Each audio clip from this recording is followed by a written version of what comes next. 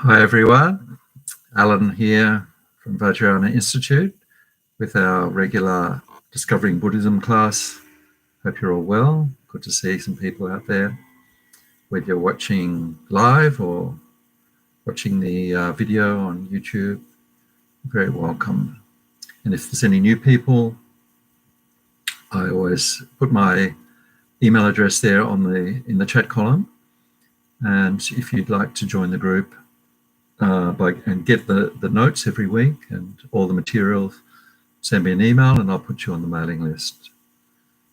Okay, so this is our fourth class on the topic of refuge, fourth and last class.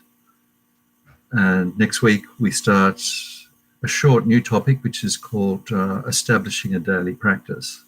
So it follows quite well on Lisa. Hello there, Lisa.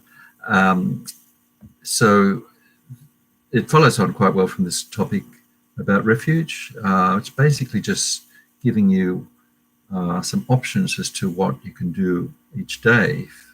You feel there is some benefit in studying Buddhism. Maybe you have taken refuge or thinking about it. And so this is giving you different practice options, like what meditations could be done each day, how to set up an altar. So it's just the actual practical side, putting our dedication, our interest into practice. So that's next week and the week after. Oh, the week after is Easter, so we just have one class next week on daily practice. Then there'll be a break. We don't have a class when there's a public holiday. So Easter Monday, there'll be a break, and then we'll resume classes after Easter. So let's do our calm abiding mindfulness practice to start the class. And Stacey, hello, great to see you. Thanks for being there. And just to settle ourselves down and get in the right mood, right frame of mind to do some study of the incredible Dharma teachings. So with our mindfulness practice, what we're doing is watching the breath which is already there, and relaxing the body. The main thing is to be comfortable physically. Could be sitting cross-legged on a cushion.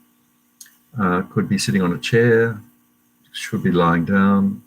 The main thing is that we're comfortable physically and the spine is straight. That's important.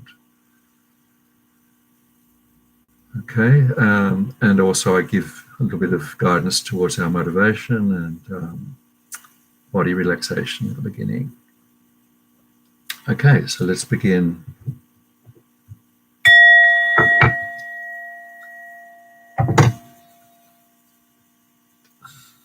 Okay, so we start by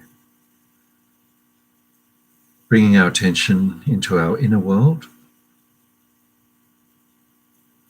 What's going on in our mind? What's going on in our body?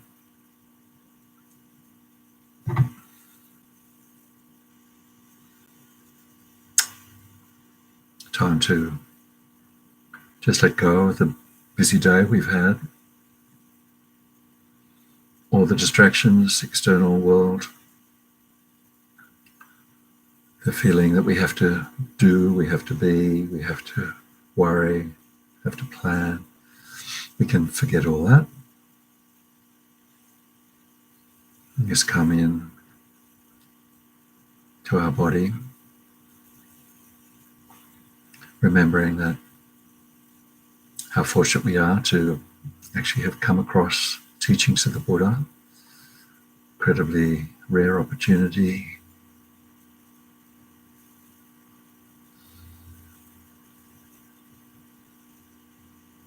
And we can come together in different mediums to practice, to meditate, study the Dharma.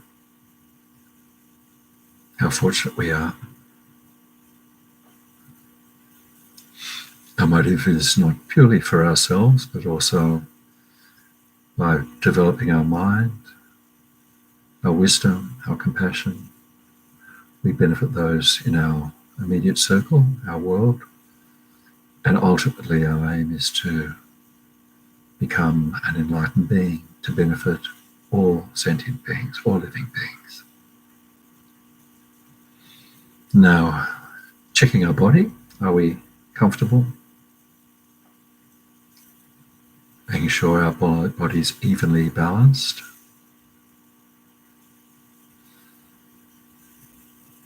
Spine is straight, shoulders relaxed.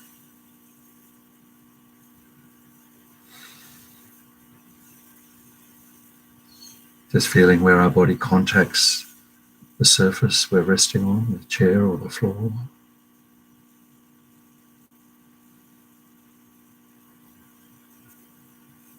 At the beginning, we can use the out breath to relax, let go,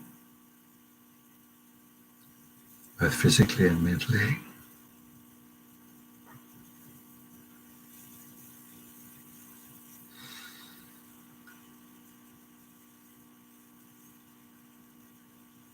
Feeling the body gently being pulled into the earth by the force of gravity, and surrendering to the earth, allowing ourselves to be held and letting go.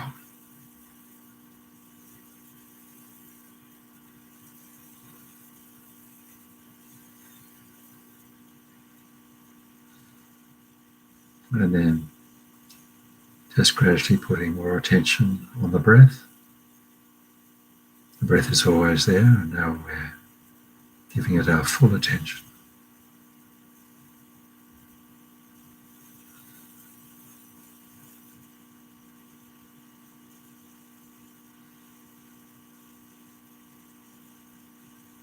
Not changing the breath, not judging it, but just watching.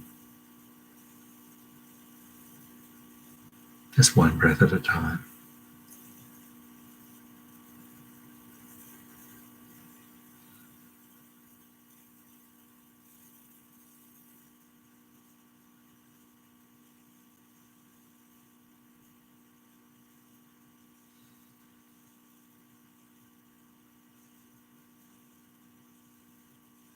Very physical sensation of the breath in the body.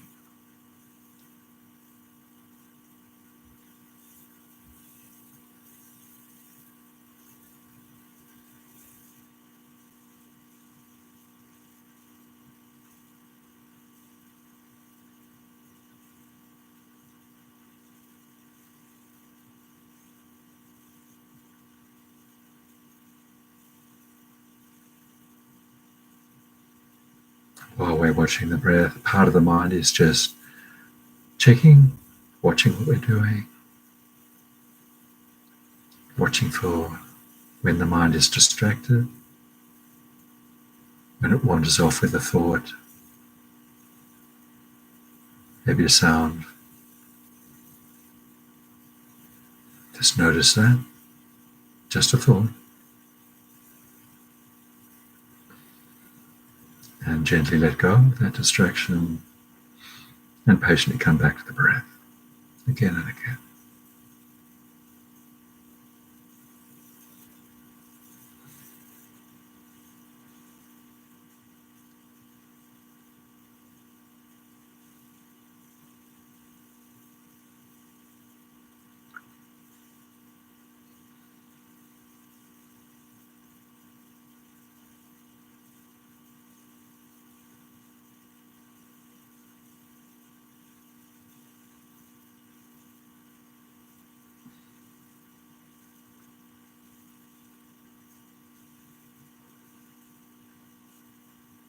Staying with the breath, full flow of the in-breath, full flow of the out-breath.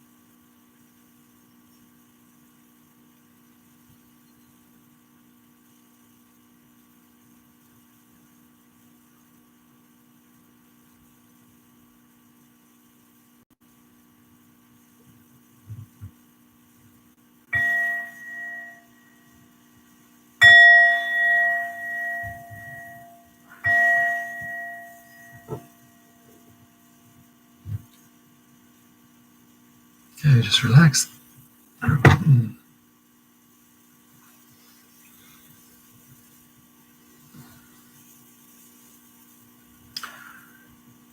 So hopefully you got the notes I sent out, I think it was yesterday or maybe Saturday.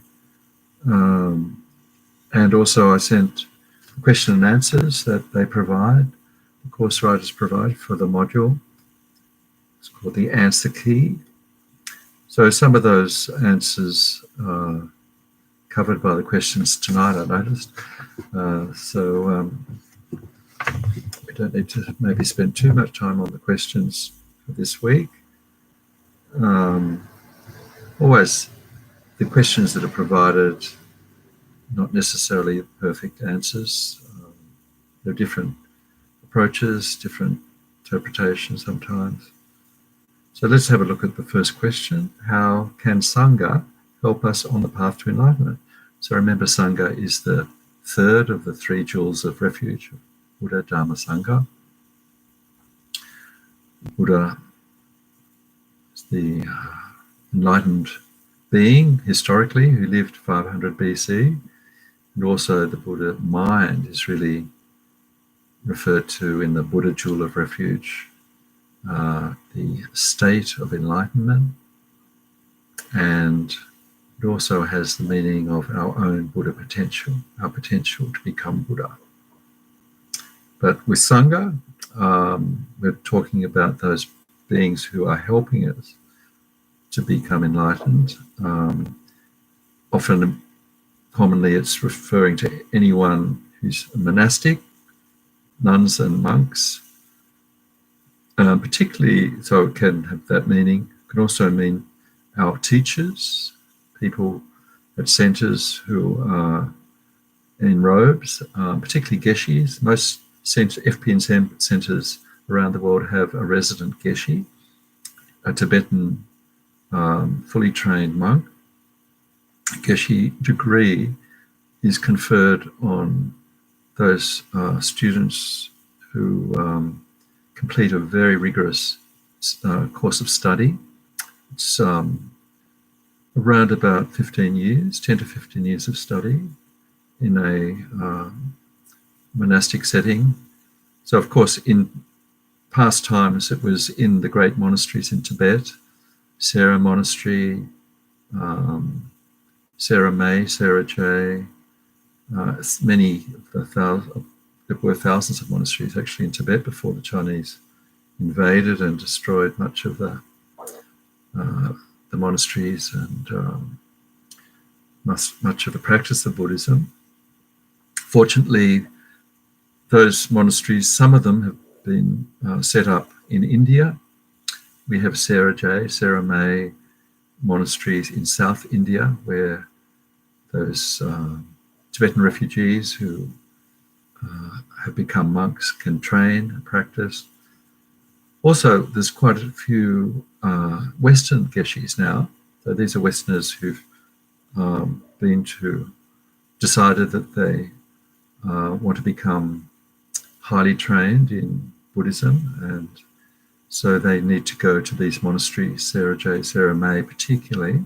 But there's actually other monasteries in South India as well, and embark on this great course, long course, to become a fully ordained geshe.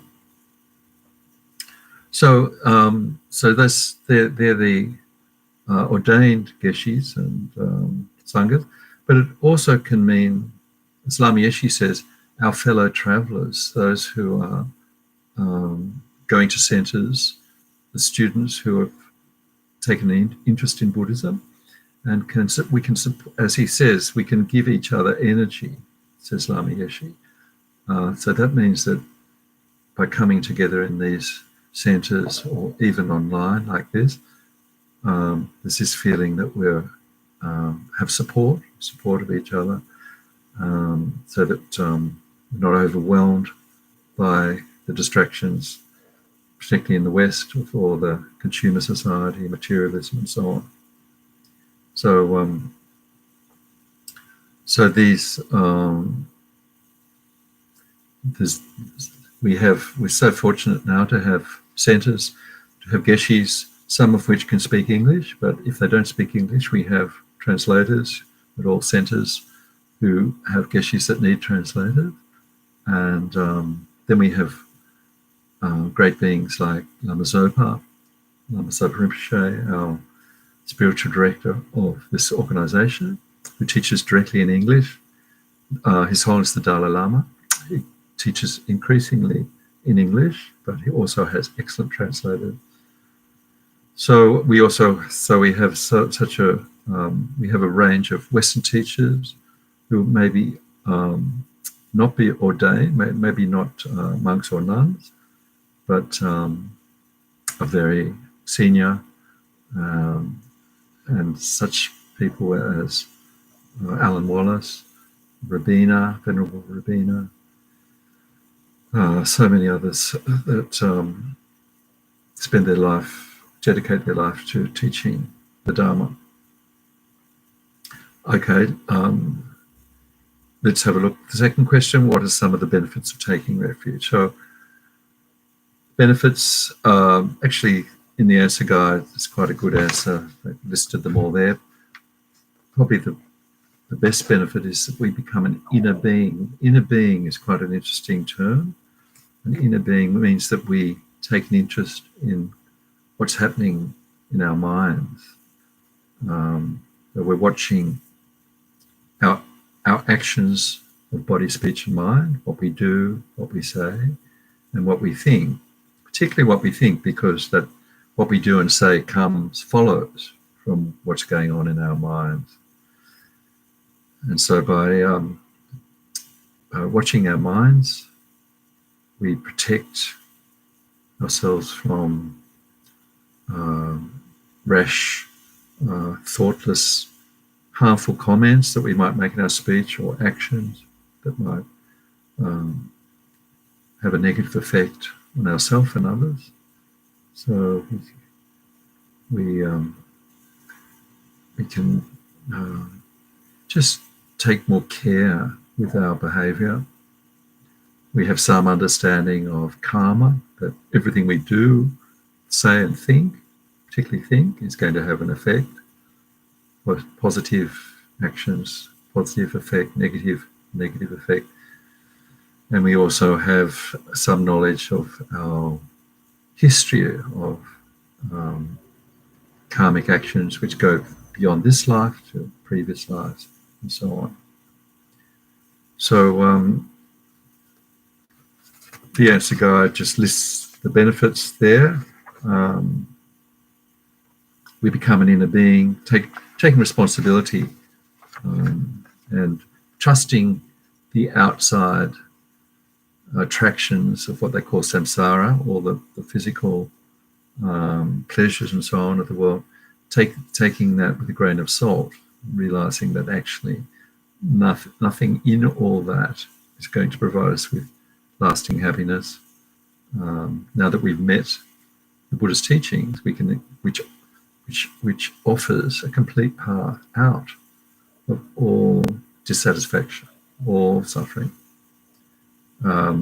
We start to develop our way of thinking and our way of living towards that, towards the teachings, and towards the Dharma. The Dharma is the way to make progress. So there are actually eight good effects of taking refuge there.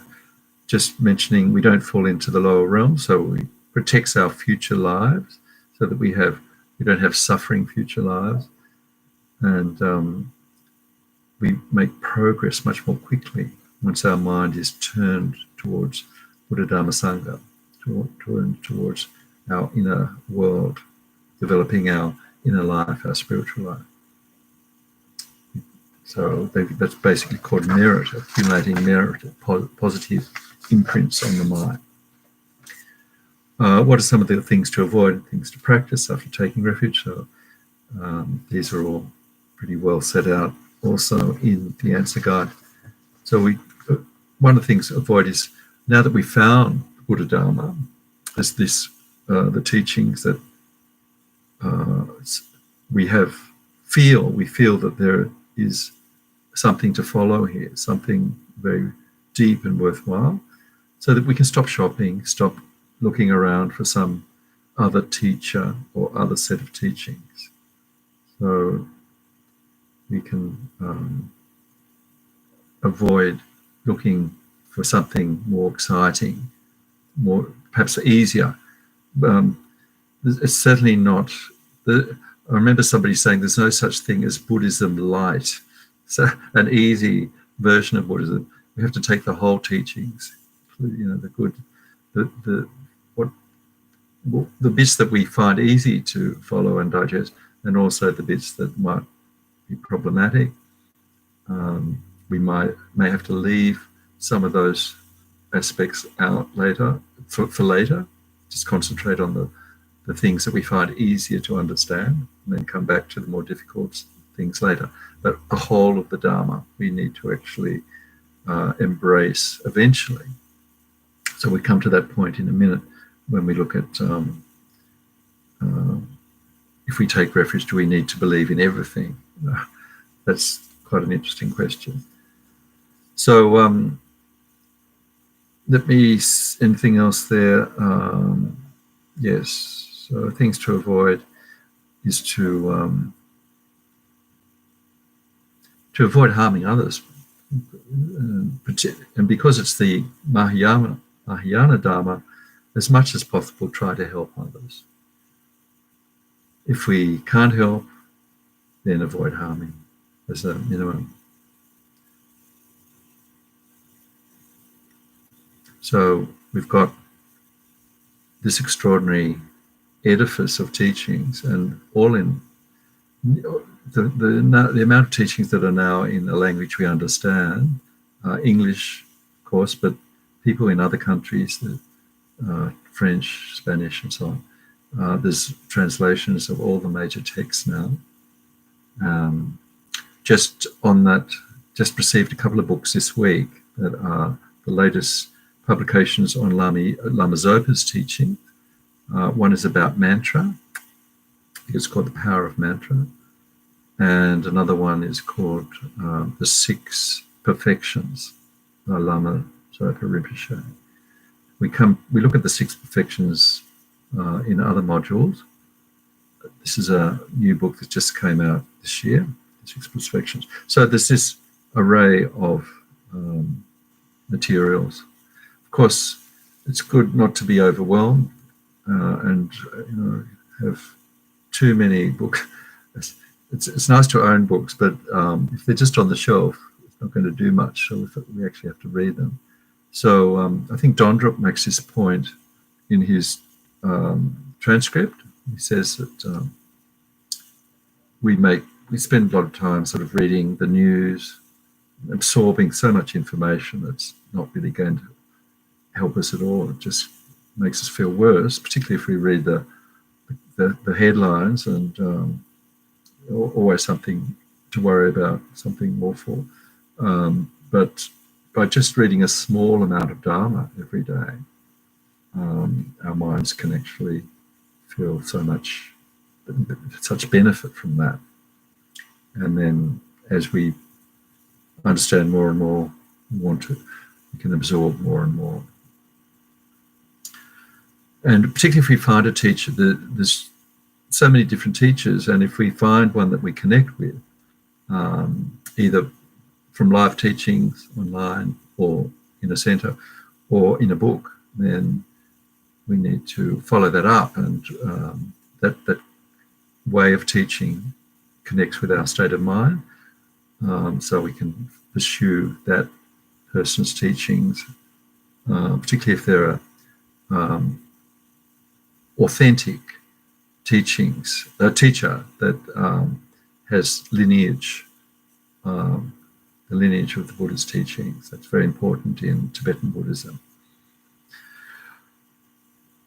Okay, enough of that. I think let's look at today's topic. So basically 3 things we're looking at tonight.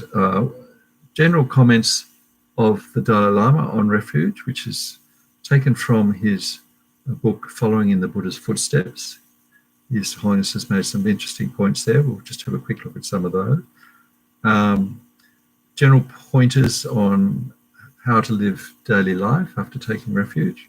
A lot of that material comes from Venerable Dondrup's transcript, and we'll look at more of that next week in the next topic, a daily practice, how to different types of prayers, meditations we can do as a daily practice for our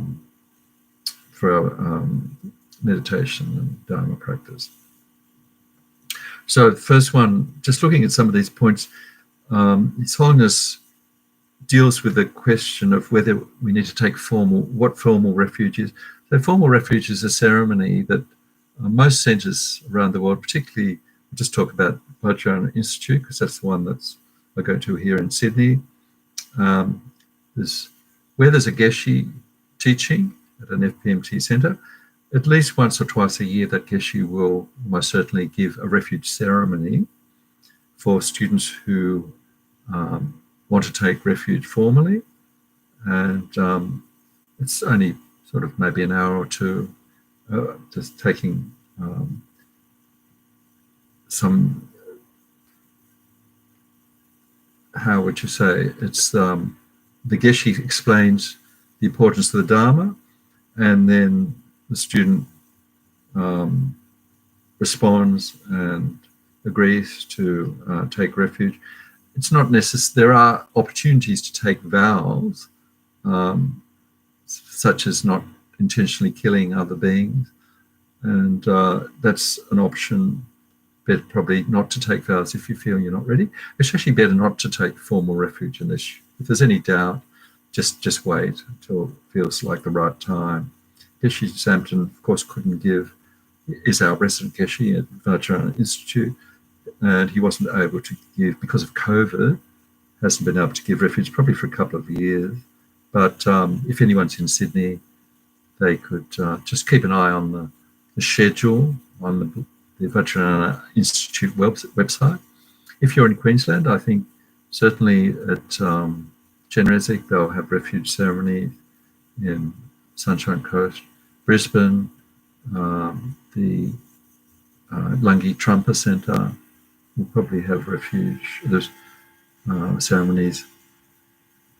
Anyway, so just a matter of, as His Holiness stresses, he says, it's actually more about the mind refuge. Formal ceremony is there if people want to do that, but actually what's important is taking refuge, which we can do every day in our minds, reflecting on the qualities of Buddha, Dharma, Sangha, just by observing what's happening around us, looking at the phenomena, when we might read the news, or someone at work maybe loses their temper and gets angry. We can actually see how the teachings are borne out in our everyday world, how negative anger is, how positive acts of loving kindness are, and how they help.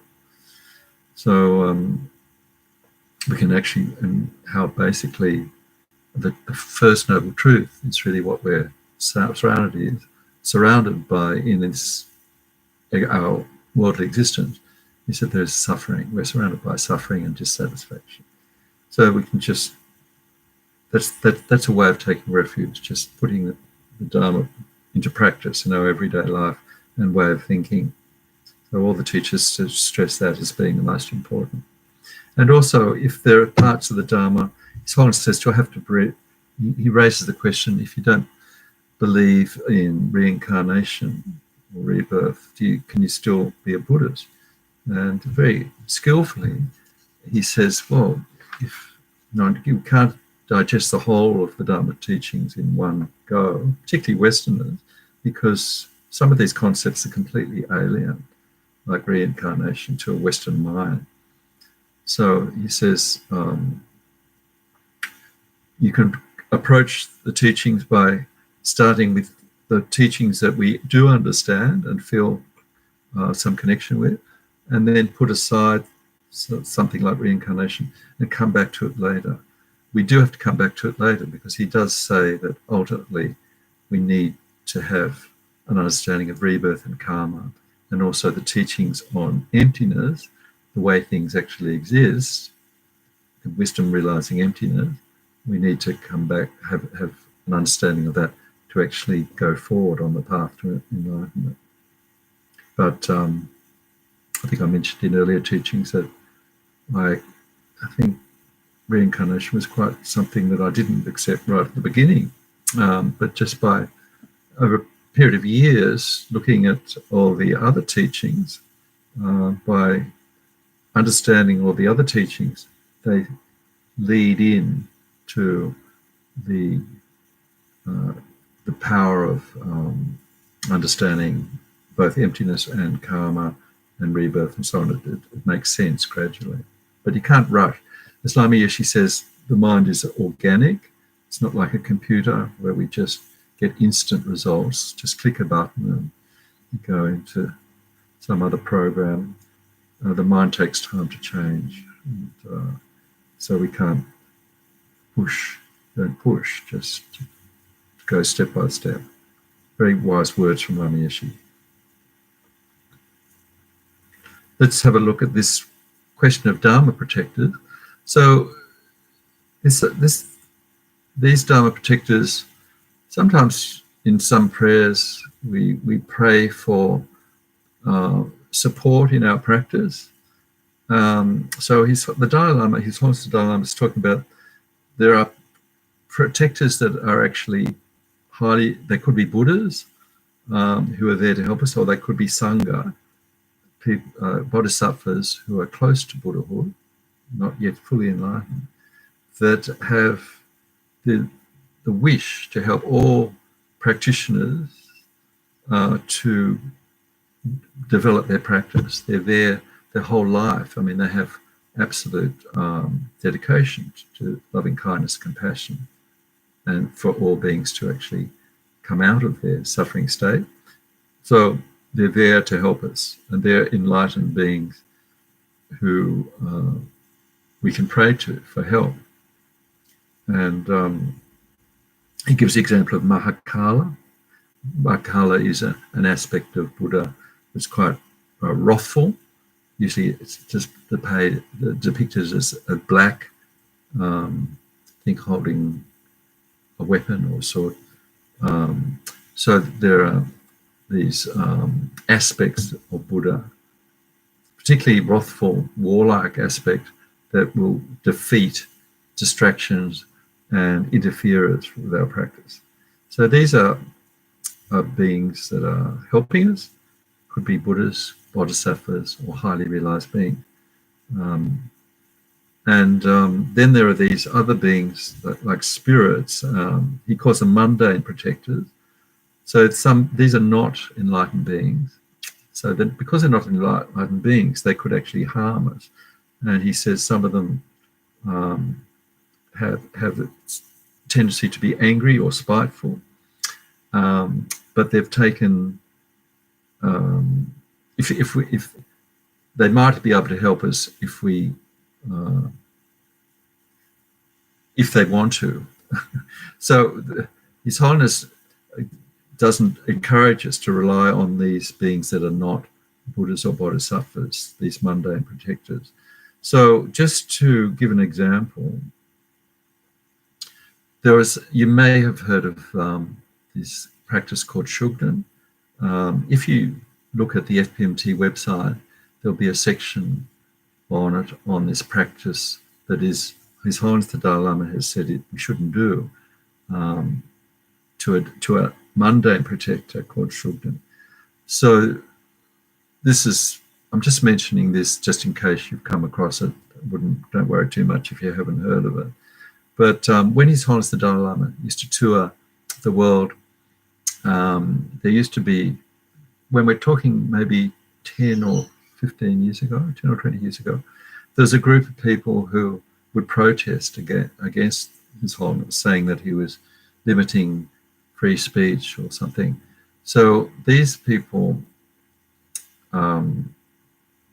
were about 20 years ago, His Holiness made an announcement that there was a harmful mundane protector called Shugden, mundane spirit, who we shouldn't practice. Okay, so it goes back. I won't go into all the history because I don't really know it that well. But basically, he says, His Holiness said, some people were practicing this in Tibet, and they didn't quite understand. Some of them were high teachers as well. And even His Holiness the Dalai Lama used to practice this apparently, but he just, after careful checking, he decided this particular protector was one that we shouldn't practice because it could be very harmful. And the name is Shukran. So he made an announcement that people who wanted to follow his teachings shouldn't practice this particular deity or particular protector. And so some of those people, both Tibetan and non-Tibetan, who were following this protector objected, and they staged demonstrations wherever there was teaching by His Holiness. There was a small group of quite loud, what looked like Tibetans, but a lot of them were Chinese because they were supported by the Chinese government, some of them. The Chinese government, more particularly, doesn't support the Dalai Lama because, or for various reasons. Remember, they invaded Tibet. So this group used to protest and say that the Dalai Lama wasn't a proper teacher. They've actually faded away, and I don't think they do. They don't seem to be around anymore. But anyway, just mentioning this as an example of protector that we shouldn't follow because it can harm us. And also, you may have come across some material about this practice in various places, online or whatever. So if you want to know more, go to the FPMT website and just do a search on the practice of Shugden. I mentioned it there in the notes, and there'll be a very clear history of the practice and with explanations as to why it's best. Definitely you shouldn't practice if you follow the Dalai Lama and also follow the FPMT teachers and teachings.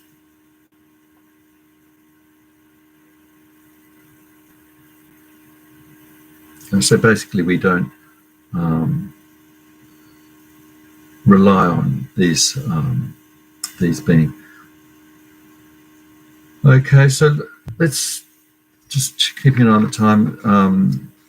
Just generally, some general comments about after we take refuge, either formally or in our mind, feel that we want to follow the Buddha's teachings and follow the Buddha, the Dharma, and the Sangha. And the Venerable Dondrup's transcript, he says some ways that we can become inspired is to read stories of the Buddha's past lives. They're called the Jataka tales, or any inspiring account of a great master. Milarepa's life story is really interesting. There's quite a few books about the life story of Milarepa. So beings who've been sometimes had a very dark past. Milarepa was a mass murderer, using sorcery to kill his family's enemies, very powerful magician. And then he met his teacher called Mapa, and Mapa made him do various austerities. He had to actually build these towers, Milarepa's towers. This is going back to the days of Tibet. Not sure exactly what century it was, but hundreds of years ago. The towers are still apparently visible in Tibet that Milarepa built. So Milarepa found his teacher, Mapa, who was an enlightened being, living an ordinary life as a farmer in Tibet, and he devoted himself to Mapa, and Mapa told him to do all these very physical works, building the towers, pulling them down again, building, carrying stones and rocks, doing incredibly difficult physical work, and then gradually gave teachings to Milarepa, who renounced the world and went to practice in a cave and lived on nettles, that's all, just nettles. Gave up everything. And there are pictures of him. He didn't wear clothes, just had his little cave and survived on nettles, and was incredibly happy. He wrote a lot of songs and poems. He became enlightened in one lifetime. So these great yogis can be very inspiring, because they just, even though we might think it's a long way from our situation, but it gives some sort of inspiration it can give some inspiration to see that their ordinary beings can become Buddhas. And if they can, we can. Maybe not in one lifetime, but we can over a period of lifetimes. And but we are told that if we practice properly, very dedicated, we've got all the right conditions, we can actually become enlightened in one lifetime. So just a few other things. When we, I think I mentioned a few things last week. We respect, if we take refuge to respect the Dharma teachings, and so we respect anything that is like a book or an image of the Buddha or Bodhisattva, and we can also, when we eat or drink, offer, before we actually eat or drink it, offer it to all the Buddhas and Bodhisattvas. And there are different prayers. Maybe next week and the week after we'll have a look at some of the ways we can offer food and drink, different prayers. One that Lama Yeshe taught me taught us in one of the early courses in Kopan Monastery in Nepal. He said, before you eat or drink, just say, may I and all sentient beings in this and all future lives always be able to make offerings to the triple gem, Buddha, and remember Buddha, Dharma, Sangha, and then say the words Om Ahum. So Om Ahum is a way of Sanskrit. This Sanskrit like mantra, Om Ahum. It's very powerful. I probably can't give an authoritative teaching on what it means, but it actually purifies the view of the food or drink. Remember that all phenomena is empty of independent existence. So the words, the mantra Om Ahum purifies our view, even though it just sounds to us, but they're very powerful mantra. So we can think of we're offering this food that we've got before us, or this drink, to all the Buddhas and Bodhisattvas. We can also, another way of offering food is to remember the kindness of all those beings who produce the food. And so that increases our compassion, loving kindness to the being, and also beings who have died in producing the food. So it could be, even if we're vegetarian, there will be many insects that were killed or accidentally, mostly in the process of producing the food. So remembering the kindness of those who produce the food or who have died to produce the food. And another thing Dondrup suggests is not only remembering the Triple Gem Buddha Dharma Sangha when things go badly and asking for help when things go wrong, but when things are going really well, we're having a fantastic time, also taking that with a grain of salt. Remember that any samsaric pleasures of worldly pleasures, remember the 8 worldly dharmas, where we have terrific wealth or success, worldly success, good reputation, things that the world would regard as being really good things, they're going to not last. They're impermanent. So taking when things go well and things go badly, still taking refuge in the Triple Jam. Okay, we can still enjoy the good times and the good experiences, but realizing that these are not going to last. Okay? Not being besotted by them or intoxicated by them. I remember Lama Zopa is renowned for spending a lot of time dedicating the food he eats before eating it, and can take a long, like maybe 20 minutes, half an hour or more. And so there are stories of his attendant telling stories about Rinpoche's dedication of the food when he's on a plane, and they take off, and he spends so much time dedicating the food that sometimes the plane lands before he actually gets to eat it. And so the flight attendant comes and has to take the food away because he hasn't actually got to actually eat it. And Rinpoche says, oh, it's fine because he's done the dedication, which is more important than his enjoyment of eating the food. So this is a good example of how a person with incredible renunciation and incredible dedication.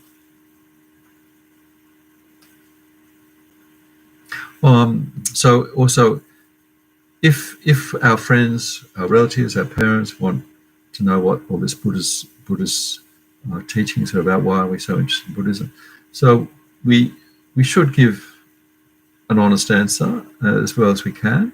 So if the question is fairly casual, they just want to know, they don't want a whole lot of teachings, they just want to know why we're interested. We can actually just give an honest answer, say, well, it seems to be helping. I really like this particular teacher. It seems to have affected, like I'm now not so angry or attached. So we can give an answer that's proportionate.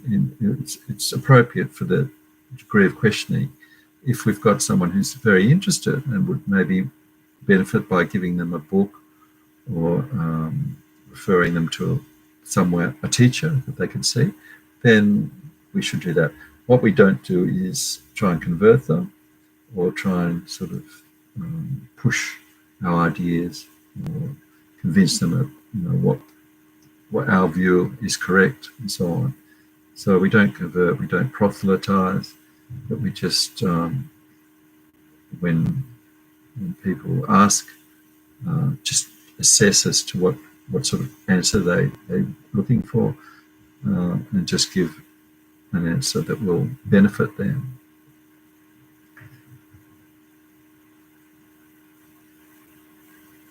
So just finally, we're going to do a meditation, not exactly the one I've actually got on the notes. We're doing a meditation on self-compassion later, so just want to leave enough time for that. And just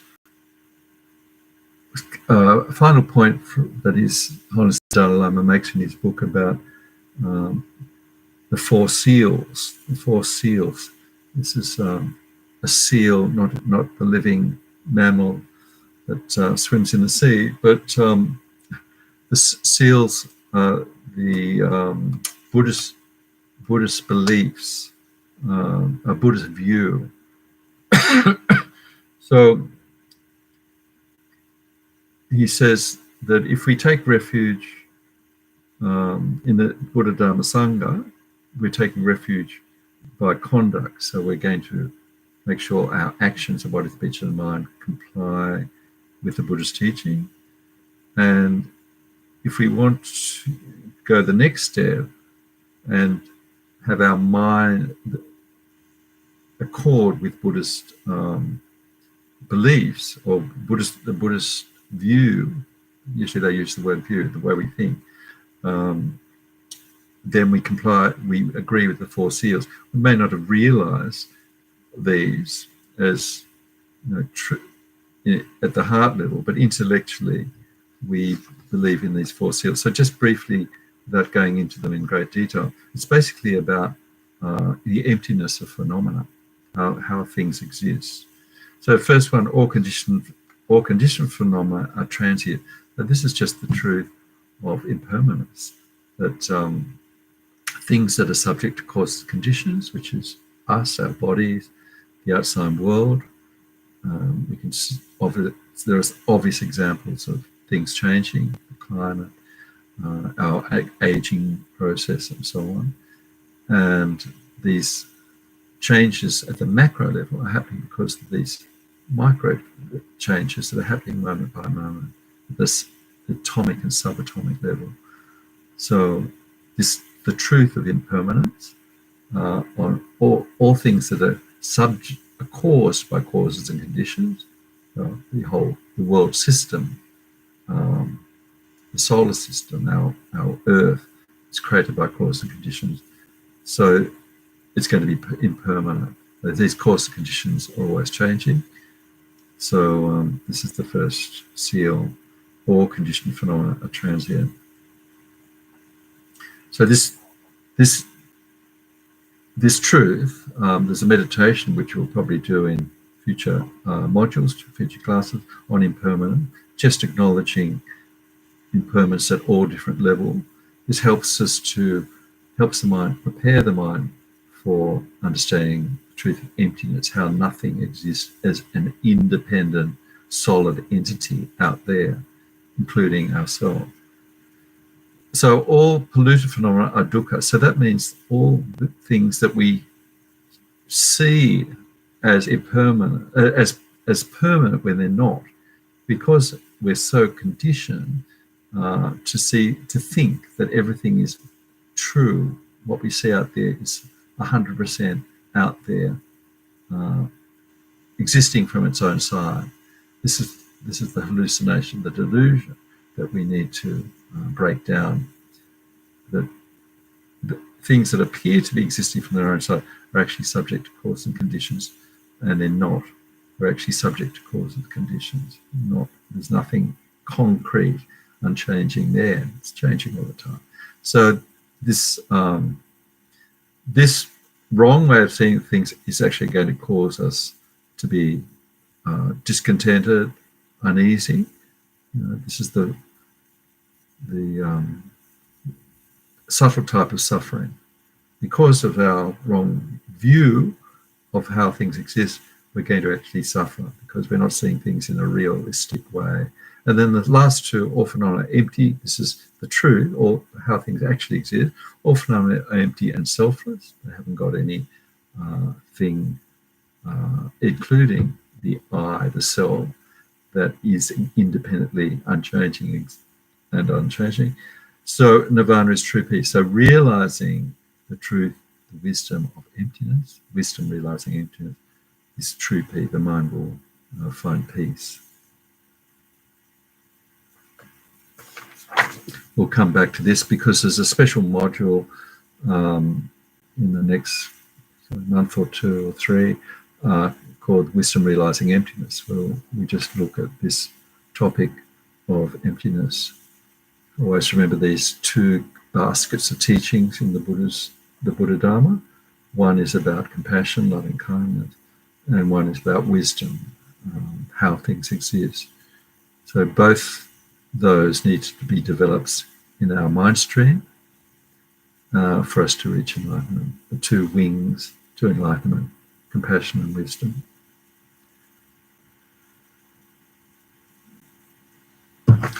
So just now, I think we'll just move towards our meditation. So I think I put the meditation in the notes that there's only actually two meditations in the course materials, so we've done both of them. We've done the one on the refuge in the three jewels, and last week we did the other one. What was it on? Forgotten. Anyway, we did the two that were actually provided in the material. So this one is a compassion meditation. Remember, refuge. We're taking refuge based on faith, on the teachings, and also fear and faith. Wholesome fear. We don't want to end up suffering. We don't want to have to reap causes of our negative action in this or future life. So we turn to the Buddha, Dharma, Sangha, the three jewels. But also, because it's Mahayana refuge, we also have compassion as a basis for our actions. We're not just doing it for our own individual liberation from suffering, but we acknowledge that every sentient being is in the same position as ourselves.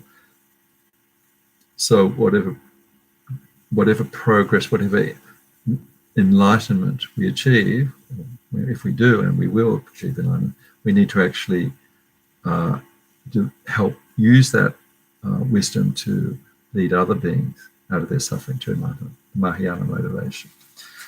So this particular meditation is looking at how we look at ourselves, self-compassion. So it's one that is said is very good for Westerners because Westerners seem to have a less wholesome, a less favourable view of themselves than Easterners.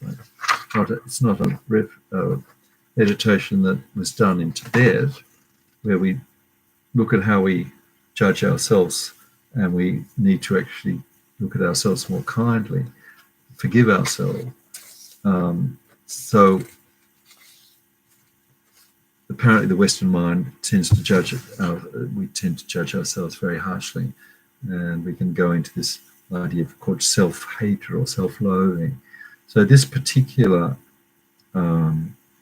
practice is to break down that tendency to judge ourselves too harshly. So there are two parts of the practice. Now, where does it come from? This particular meditation comes from a book by Thupten Jingpa. Thupten Jingpa was a monk. He was the main translator for His Holiness the Dalai Lama. He still does a lot of work translating for His Holiness the Dalai Lama. Thupten Jingpa, G-I-N-P-A. And the book's called A Fearless Heart. So Thupten Jingpa is now a teacher based in America, apparently, at one of the universities there. And he writes books, and he particularly researches and works with meditation as a way of overcoming people's mental difficulties. So he has a clinic where he uses different types of Buddhist meditation, and then he studies the effects in a very scientific way to see which meditation seems to work best for Westerners. So this one he found is really good. Self-compassion, cultivating self-forgiveness. So opening our hearts to ourselves. So first of all, we look at whether we do have this tendency to judge ourselves too harshly. When we do something, make a mistake and maybe say something that hurts other people, or do some action that we later regret. So we could have done something that hurts other people, or we could have just done something that we feel guilty about, or that we shouldn't have. We might have overspent money on ourselves, or overeaten, done something that may not have affected anyone else, but we still have this self-judging that we were wrong, we shouldn't have done it. And so what the harm that this does is that we see ourselves as totally negative. Instead of seeing that there is a fault, which we need to admit and then fix, or we paint the whole thing as black, that we are totally bad. So this develops guilt, which is very harmful. Rather than regretting what we're doing and moving on, we tend to blame the whole thing. So what's important is to avoid guilt, regret what we do, and tackle the cause of making this mistake or doing whatever we did that we regret. So don't blame the fault, not our self. The Buddha nature is there. So Buddha nature has so all our positive qualities, compassion, wisdom, patience, generosity, are based on valid reasons. Other negative emotions such as hatred, jealousy, greed, attachment are based on false views of the world, false views of how things exist. And so they have no firm foundation. They can be eradicated totally. So we have this practice. In the particular practice, just bring to mind, first thing is to check whether we have a tendency. We think there must be a time where we've done something that we've later regretted. Maybe you've hurt somebody or something. If we can't think of that, we can think of a tendency that we judge us as, I'm just a hopeless meditator, or I'm very over self-indulgent, or something that we carry around says that we're a bad person because of it. So we recognize the fault without getting into too many details. And then we take a compassionate view and think, well, we're not enlightened beings. We're going to make mistakes. But we've met the Dharma. We've met incredible teachings that will help us and lead us to overcome our negative tendencies, our faults. So we regret the moments of anger, jealousy, whatever we have done that we regret, and then we move on. So to help us with that second part, if we identify that we have tendencies to blame ourselves and to feel guilty, then we make a decision that we can actually overcome this, that all these faults, negative emotions, are actually impermanent. They have no valid base. And by tackling the cause, developing the opposite, developing patience rather than impatience, generosity rather than miserliness, we can actually make progress and get rid of these faults. So then we use some visualization. Last week, that's what we did last week. We did the Shakimune Buddha visualization meditation. So we imagine a compassion image now in front of us. So this could be a symbol of Buddha, a Buddha statue. Could be a stupa. So the stupa behind me represents the body, speech, and mind, or enlightened mind of Buddhahood. So that's an image of the three jewels of refuge, the stupa. So a compassion image could be just light, which is a source of acceptance. So the compassion image accepts us as we are with our faults. Could be our guru, if we've been lucky to find a teacher and made them our guru. This teacher, Buddha, compassion image is all loving, unconditional love, unconditional compassion. So we breathe in white light from the compassion image, which dissolves all our negative view of ourselves and all our anxiety, guilt, self-reproach, and judgmental thinking. And we feel that the compassion image has actually accepted us as we are. And so we feel a sense of ease and acceptance. And then finally, as we've purified all that sense of self-judgment and guilt, and we become a compassion source ourselves, we can extend our compassion to other beings. We breathe out white light to breathe to beings all around us. So there's a great quote from Shantideva, one of the great masters in Tibet.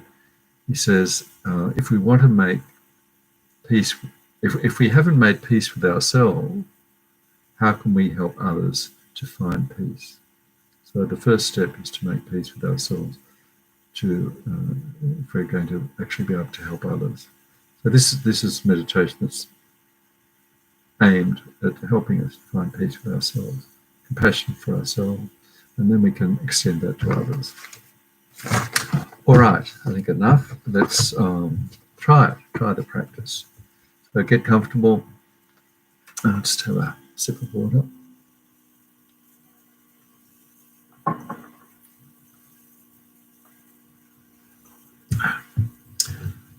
So get comfortable, and we'll do the meditation on self-compassion, making peace with ourselves. Okay, we just begin with a few moments of breath meditation, coming into that state of mind we started the session with, just watching the breath, mindfulness of the breathing, establishing that still calmness of mind.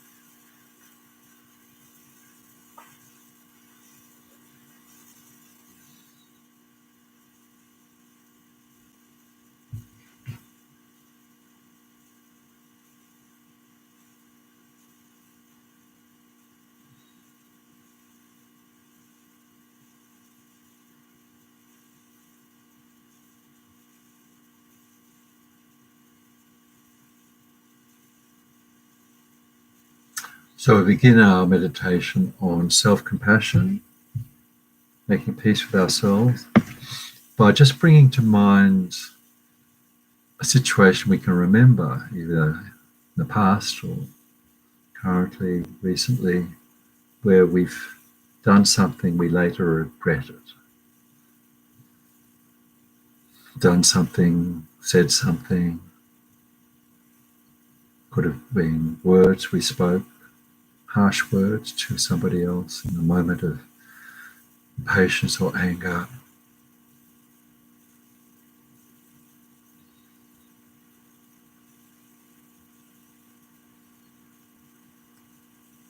Could have been trying to do good and we failed. Could have been something that didn't involve other people, where we've just overindulged ourselves, perhaps haven't done what we thought was the right thing, and then we later had this sense of regret, reproach. Maybe the words, "Oh, I'm such a bad person, I'll never be able to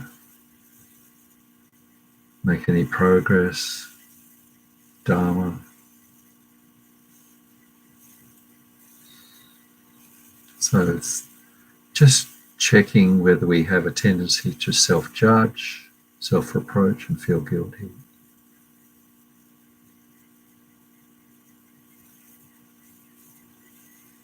Could be even something like worrying too much about something that doesn't happen, causing us anxiety.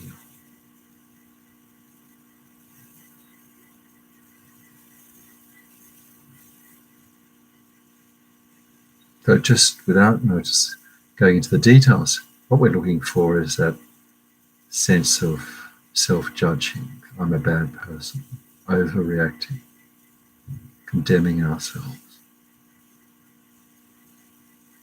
and believing that we are a bad person, holding on to that, carrying it around. This is the way I am, forever and ever.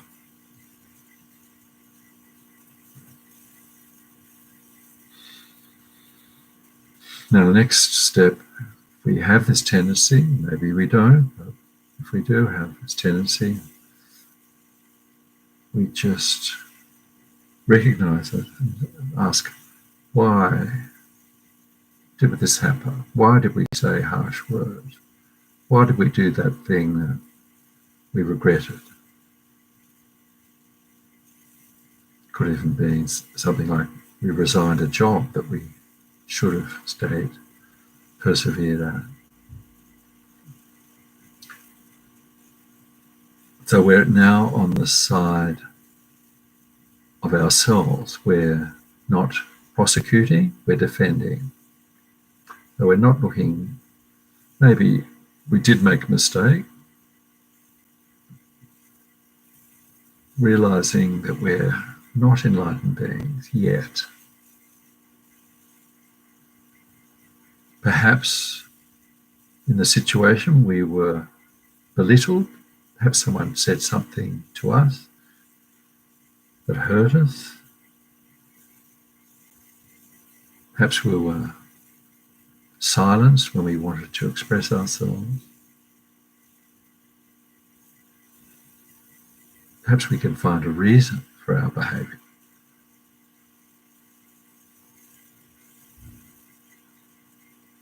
But if it was a behaviour that involved anger, impatience, hurting other beings, other people, we regret what we did. We didn't practice patience, generosity, whatever. So we understand what we did, we regret it, and we accept we can learn from that.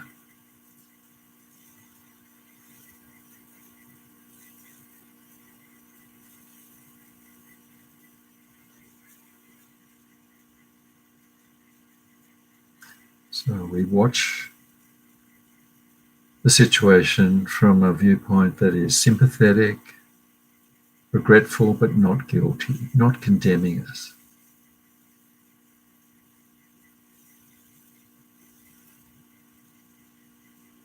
These are faults as an unenlightened being that we can work on. We have met the Dharma, we have met the teaching, we have met teachers, we can tackle our negative emotions, our faults, our delusion.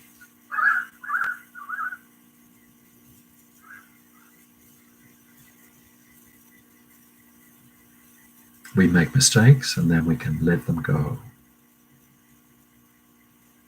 We can forgive ourselves and let go and move on.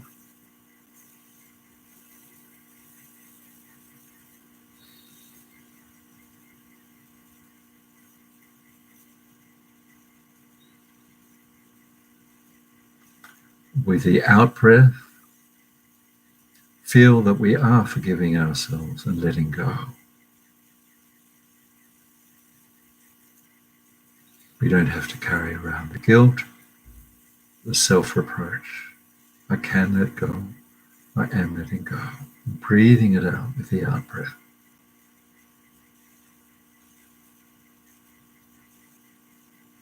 We have Buddha nature.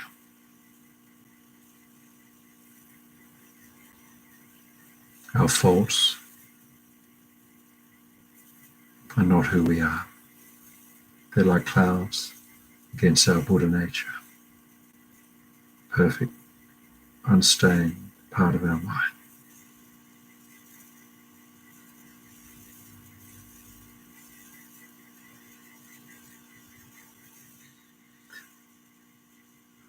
So now we move to the second part of meditation, of visualizing a compassion image, an image that is all-forgiving. Could be somebody who accepts us as we are, a very close friend, a mentor. Could be our guru, our teacher. Could be a white light that represents acceptance. Could be an image of the Buddha, Shakimune Buddha, a stupa representing the three jewels of refuge, body, speech, and mind of the Buddha. Now imagine this compassion image in front of us, radiating white, purifying, accepting light. It embodies all acceptance, trust, love and compassion. And if we focus first on the in-breath, taking in the white, compassionate light into our hearts and minds.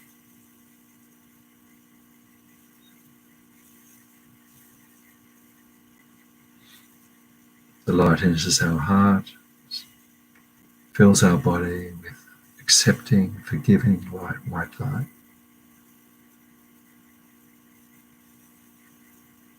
Dissolving all anxiety, self-reproach, guilt, and judgmental thinking. Staying with that image of absorbing, breathing in the white light, dissolving all our self-reproach, all our guilt, self-judgment.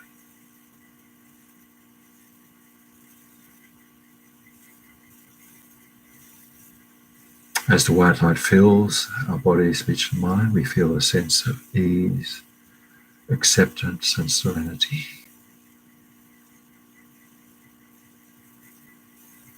The light of compassion fills our body and mind. Acceptance, compassion, kindness. Just stay with that with each in-breath. A sense of joy and bliss.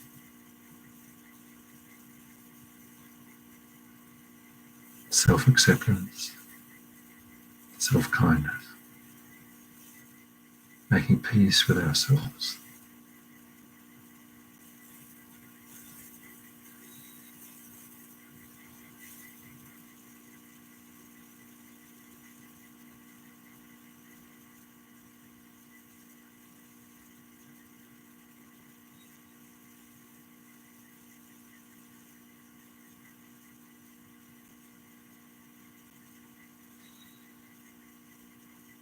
Now we feel we successfully purified that self-reproach, guilt, feel complete acceptance, sense of peace with ourselves, feeling of bliss, and we have become a source of forgiveness and compassion. We can visualize all sentient beings around us in human form, and breathing out the white light of compassion, loving kindness to all sentient beings around us.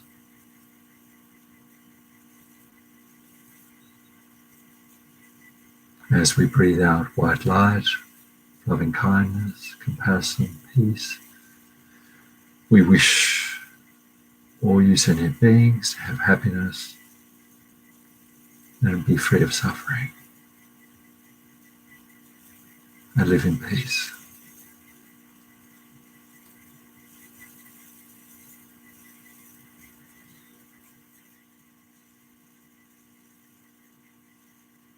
Having made peace with ourselves, we can help others find peace in their hearts, who also want happiness like us.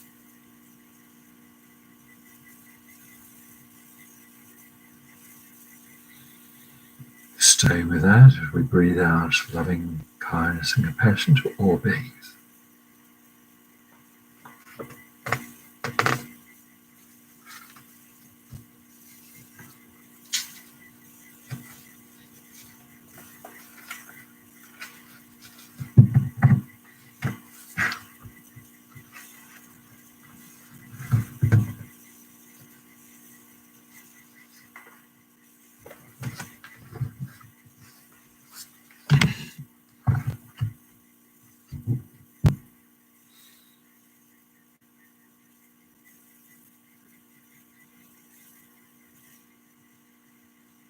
So finally, we just dedicate any positive imprints on our mind, any merit we've generated from this practice, from tonight's session, all the practices we've done in the past, we'll do in the future towards bringing peace in our hearts, and thereby helping bring peace in the hearts of all sentient beings.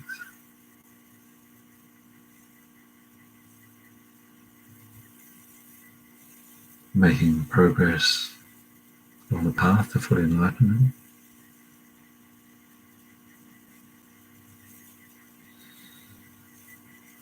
And just reading Lama Zopa's special dedication for the pandemic, due to all the merits of 3 times collected by me and all the Buddhas, all numberless sentient beings, may all wars, or sickness, or pandemics, famine, torture, poverty, economic problems, all dangers of earth, water, fire, and wind be pacified immediately. May perfect peace and happiness prevail in everyone's hearts and lives.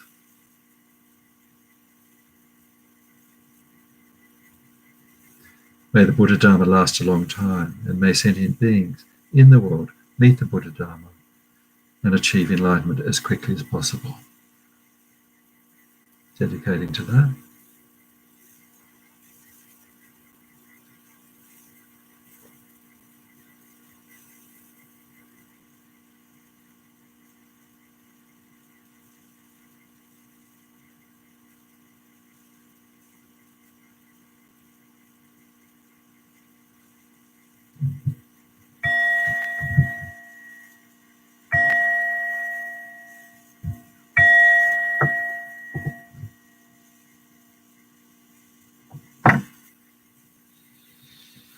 Okay, that's it for tonight. Thanks so much for being there. Great to see you. I hope you stay well. Have a great night, a great week, and looking forward to see you next week, same time. Stay well. See you next week.